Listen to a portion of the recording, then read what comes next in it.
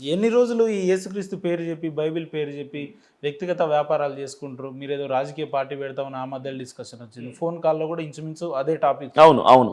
మీకు పాస్టర్లకు రాజకీయ పార్టీలకు ఏం సంబంధం అండి? అసలు ఎందుకు ఉండద్దు? అవసరం ఎందుకు ఉండద్దు?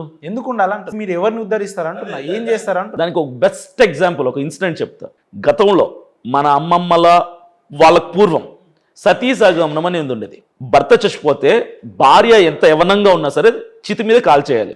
ఇది ఎందుకు తీసేశారు? ఇప్పుడు ఎందుకు లేదు అది ఆచారం? ఆ యొక్క ట్రెడిషన్ ఇప్పుడు ఎందుకు లేదు?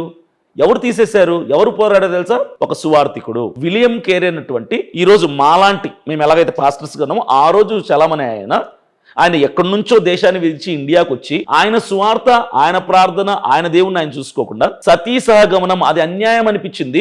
దాని మీద ఆయన పోరాటం చేసి అది తీయించేశాడు.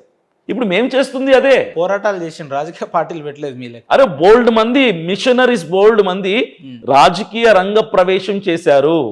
రాజకీయ రంగ ప్రవేశం చేసి శాసనసభ్యురాలుగా ఒక ఆవిడ దాదాపు 16 సంవత్సరాలు శాసనసభ్యురాలుగా ఉంది. ఒక మిషనరీ